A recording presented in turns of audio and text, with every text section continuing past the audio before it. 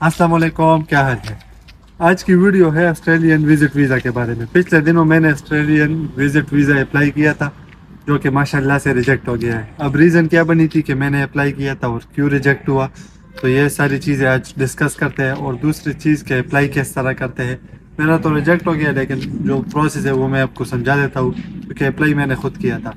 लेकिन क्यों किया था और क्यों रिजेक्ट हुआ, तो ये चीज़ मैं इस वीडियो में आपको बताऊंगा। तो इसके लिए चलते हैं थोड़े से फ्लैशबैक में। पिछले दिनों मेरी अपने कज़न से बात हो रही थी जो कि ऑस्ट्रेलिया होता है। तो इस दौरान कॉल पे उसने बताया कि उसका एक्सीडेंट हो गया है और वो हॉस्पिटल में है। ये सुन के मुझे बड़ा शौक लगा। मुझे और कुछ समझ ना आया कि क्या करूँ, तो मैंने सोचा क्यों ना ऑस्ट्रेलियन विजिट वीज़ा अप्लाई किया जाए। इसके लिए अगले दिन मैंने लैपटॉप उठाया और ऑस्ट्रेलियन एम्बेसी की वेबसाइट पे चला गया।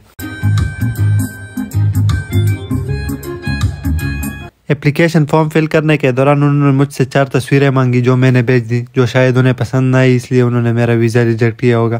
खैर, उसके अलावा उन्होंने मेरी बैंक स्टेटमेंट मांगी, जो कि मतलब जो मेरी थी वही मैंने लगा दी, क्योंकि मैं मेंटली प्रिपेयर नहीं था कि मैं अप्लाई करूँगा या कुछ इस तरह। तो जो स्टेटमेंट थी, मैंने कोई स्टेटमेंट प्रिपेयर नहीं की थी उसके लिए।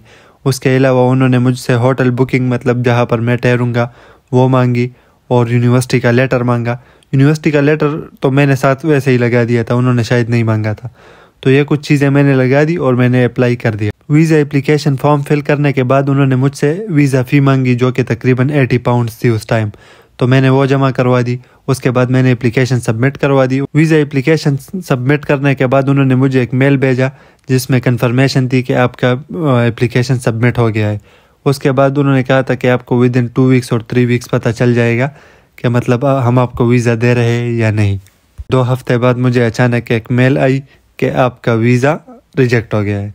तो अब उन्होंने फिर रीज़न लिखी थी, वो मैं आपको ये दिखा देता हूँ इन्होंने क्या क्या रीज़न लिखी है। एक तो उन्हें मेरे इरादों पे शक था कि ये बंदा वापस नहीं आएगा, और कुछ और रीज़न उन्होंने लिखी थी। तो ये मैं आपके सामने जो शीट नज़र आ रही है, ये मेरा रिजेक्शन फॉर्म है। तो ये कुछ रीज़न है कि उन्होंने मेरा वीज़ा रिजेक्ट कर दिया था।